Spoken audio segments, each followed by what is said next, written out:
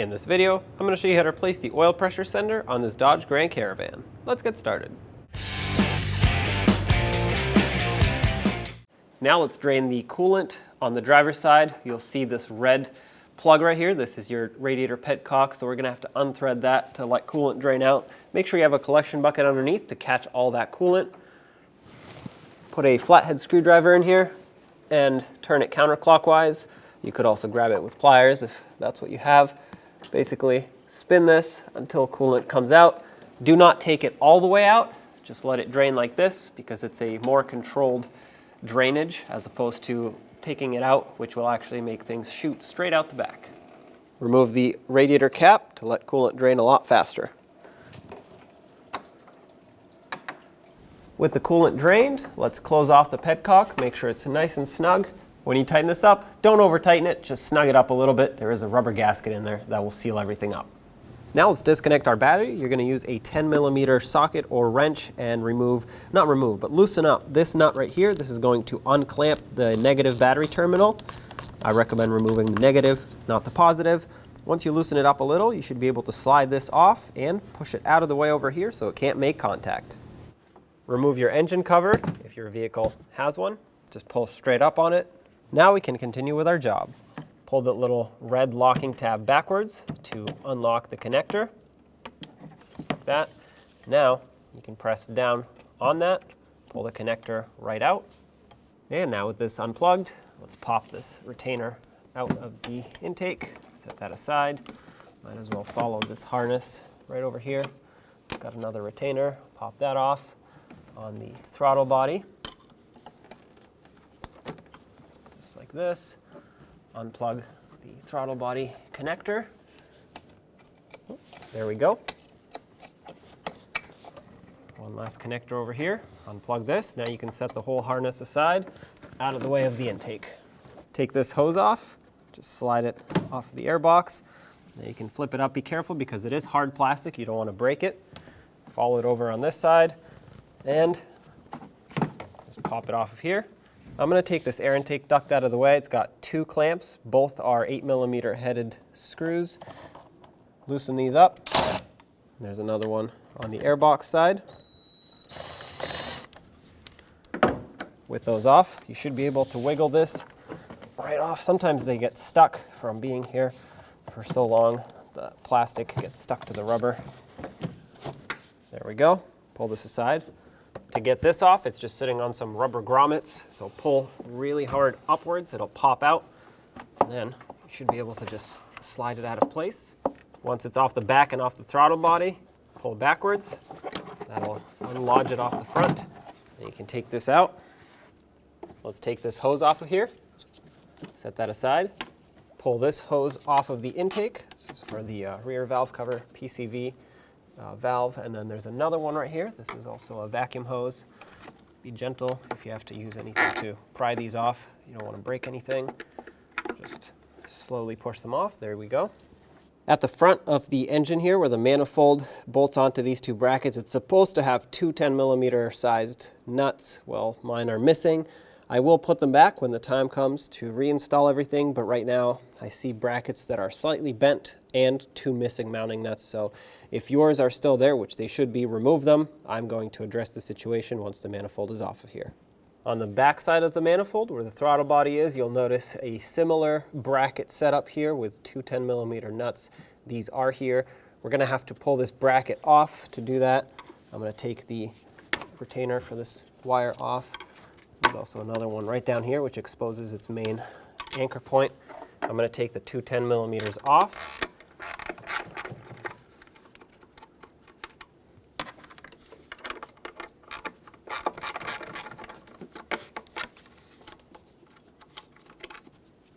And now let's take off that 13mm down there.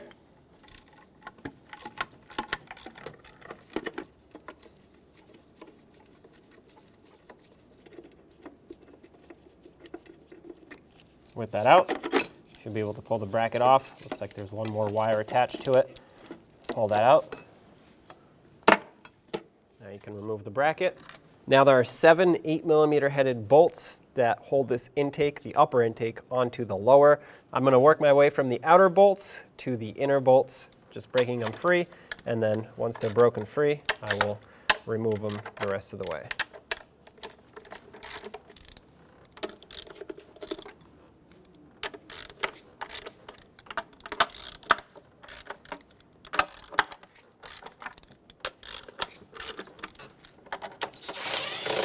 These bolts will not come out completely.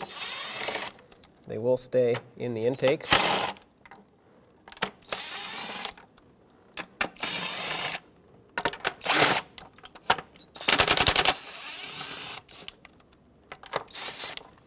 Now grab the intake, pull it straight up, set it aside. Now take this foam off. Now we have to unplug the injectors. Just press on the tabs and pull them out. And just so I can get a little bit more space here, I'm going to pull these retainers out of the valve cover and then remove the harness, or just set it aside, just like that. Now let's unplug the injectors in the rear. Sometimes it's difficult to get them because the locks tend to either stick or be broken sometimes, but you can stick a screwdriver in there and just pry it. There we go. Leave these over here. Now with an 8mm socket, I'm going to take out all 8 bolts that hold this lower intake on. We're going to leave the fuel rails on.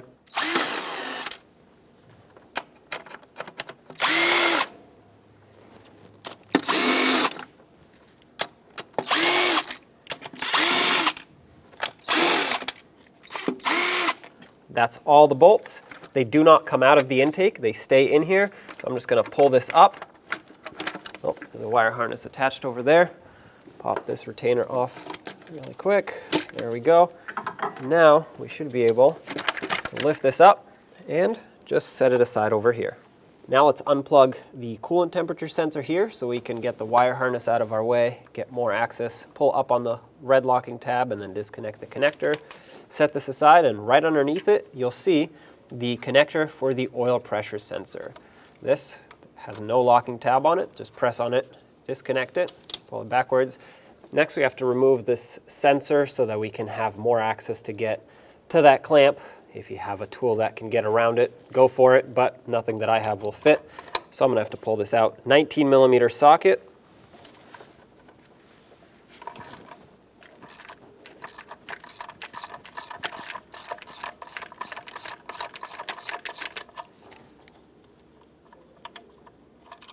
Set this aside.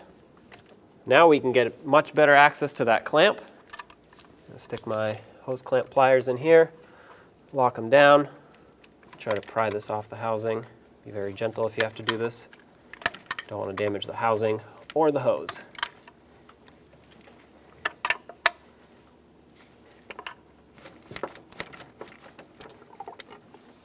Okay, there it is.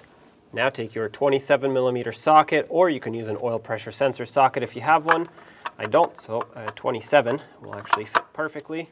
Take your tool with an extension, stick it in here, and unthread the sensor.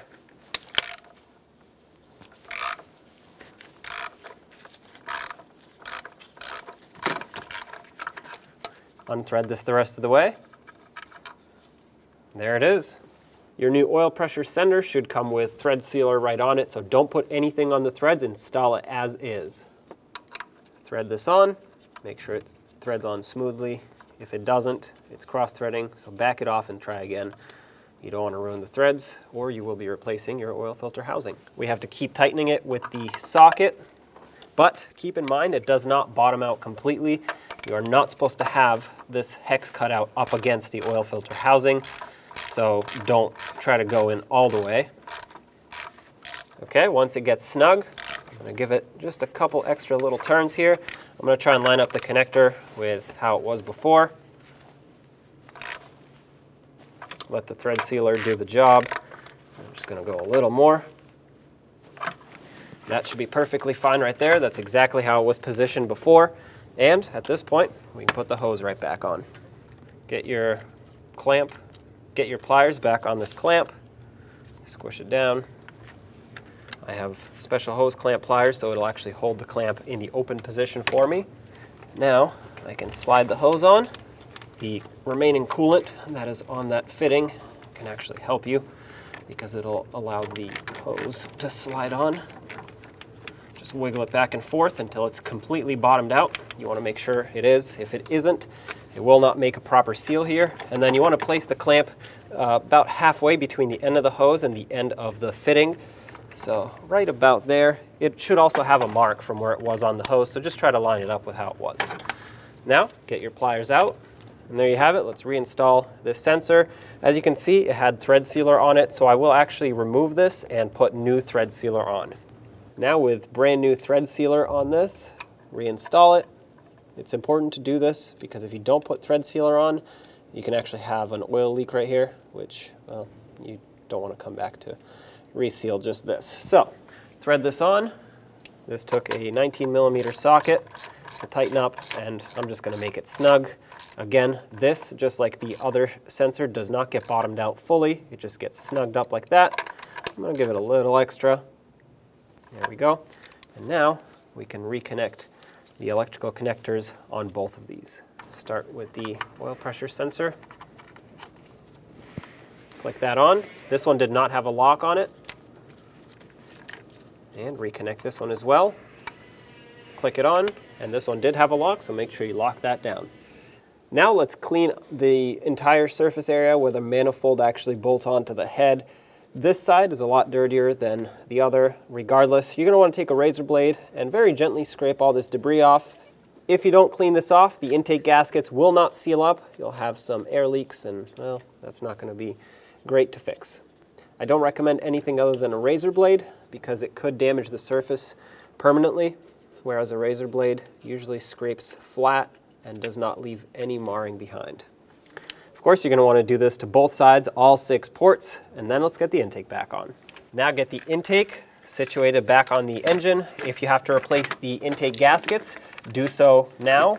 It is important that everything seals up properly. You can reuse these as long as they have some squish to them if they look like this underneath, which mine do, so I'm going to reuse them. But of course, if they are flat, worn, or hard, if they're not soft anymore, definitely replace them. Now start in all of these bolts by hand to make sure that they actually catch onto their threads.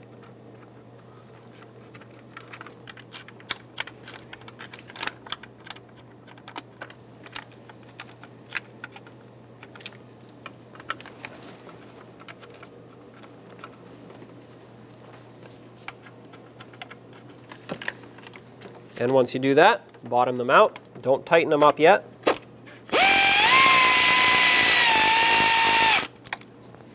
I'm going to go in a cross pattern.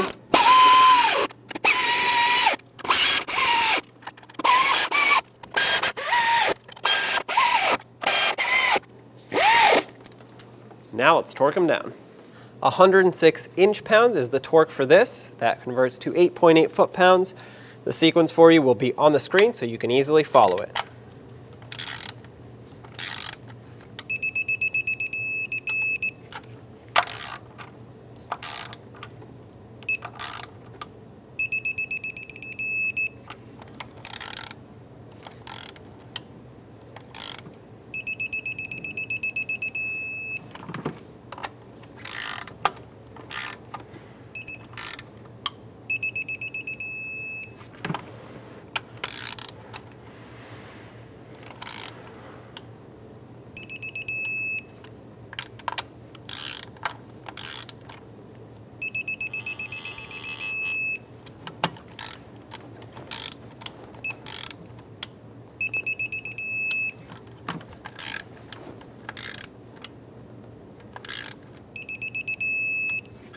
As always with rubber gaskets, I like to go around twice, so let's check them again.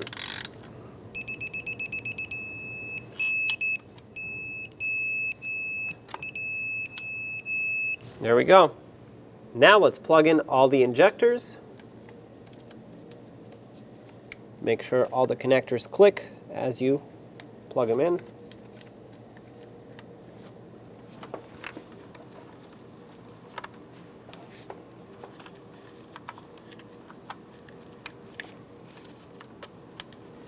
and if you took the harness off of these retainers, resecure it so it can stay in place. Next, put this foam piece on. Mine is in okay condition, it's not great. If yours is completely falling apart, you're better off removing it rather than it falling apart underneath the intake here. But if it's reusable, go ahead and reuse it. Now as you put the upper intake in, make sure it lines up with these two brackets here. So I'm going to bring it in, line those two up, and press it backwards like that. And then, as long as the brackets are still lined up like they were before, when you put this down, all the bolts here should line up into their bolt holes.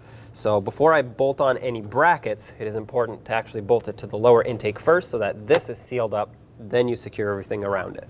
Now let's tighten these up. I'm just going to snug them at first, get the bolts nice and close, but I will follow the appropriate sequence for this.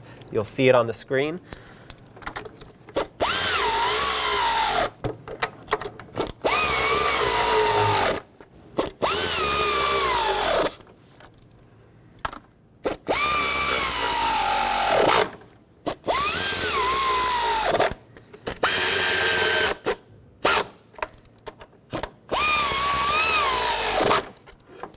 .89 inch-pounds is the torque for this. That converts to 7.4 foot-pounds. We'll follow the same exact sequence.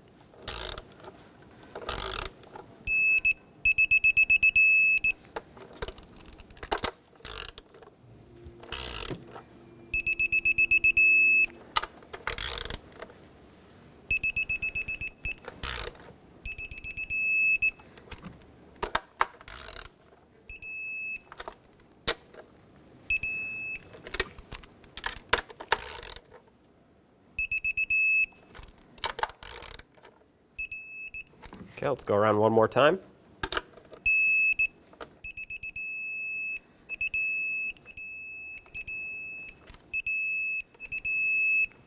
All right, that's torqued. Now let's get this rear bracket in. Not only do you have to line it up with the studs, but before I put it down all the way in, it'll be easier for me to resecure this harness onto it right now, just like that. Now I'll line it up with these, and automatically it should pretty much line up with the mounting bolt or mounting hole for this stud at the bottom. There was only one. Okay, I'm going to thread that by hand until I get it close, and then we'll snug that up. The torque for this is 177 inch-pounds. That converts to 14.8 foot-pounds. Let's make sure it's nice and tight here so I can hold that intake manifold on the bracket properly. Make sure everything is still lined up before you torque this. That's it right there. Now let's put these mounting nuts on.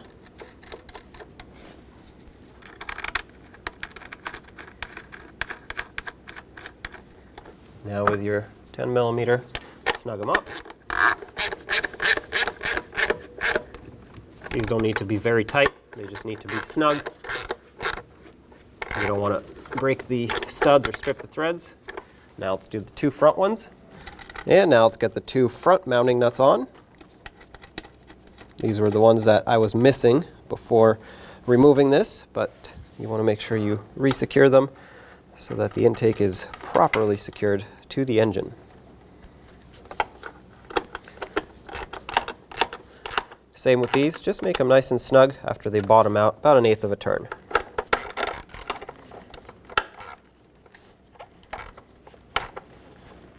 Resecure the upper radiator hose to the intake. Resecure your wiring harness onto that stud. There was another retainer over there. This also gets clipped into the PCV hose. And then might as well plug in the PCV hose while we're at it. Try not to bend this part too much because it is hard plastic, so you can break it, but make sure that this is seated all the way, or at least most of the way. You can see where the fitting ends. Resecure this over here, and might as well plug this in while we're at it. Make sure that clicks. This did have a lock, so make sure you lock that down. Put this hose back on the intake, resecure this over here, and then another attachment point there, but make sure the PCV hose goes over, or the vacuum hose. Secure that, and plug the throttle body back in. Make sure that clicks. Let's put this piece back on. When you put it on, make sure it fully seats on that throttle body so you don't have any air leaks. It also has two little dowels on the back that it has to line up with, as well as on the intake here. Press that down. Once you press it down, you should not be able to easily pull it back off. That's how you know it's seated. Plug this in. Take your air intake duct, place it on the intake side. Make sure it's bottomed out completely. Has a little notch on the top that has to line up over here. And same on the air filter housing. Once it's perfectly seated, go ahead and snug up these bolts. Once it's fully seated, snug up these clamps. For these, you don't have to tighten them a lot. Once they bottom out and get snug, stop right there, because if you over tighten them, it'll actually strip the little screw in there, and then you'll have to replace the clamp. Okay, that's it right there. Let's tighten up this one over here.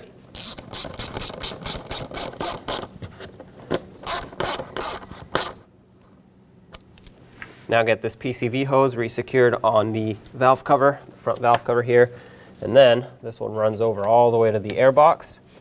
Press both of these ends on all the way. Now take your engine cover, line it back up, snap it down. Now with the job done, let's reconnect our battery. When you put it on, keep in mind, sometimes it may make a little spark. There we go. Let's snug this back up. When you tighten it, don't crush it down completely, just make it snug, and if you can't spin the terminal, you're good to go. If you over tighten it, it'll actually ruin this connector and it'll stretch it out. Now let's fill up the cooling system. Refer to your owner's manual for the proper type of antifreeze that you should be using. I also have this spill-proof funnel here, which is going to help me, well, not only not spill, but it's going to make this the highest point in the cooling system, which means air will naturally want to rise to the top here. Let's fill this up all the way until it stops bubbling. Once it stops bubbling, I'm going to turn the engine on and let it run until it warms up fully. That's going to push the rest of the air out and pull all the coolant in. Then once it reaches operating temperature, shut it off and we'll cap it off.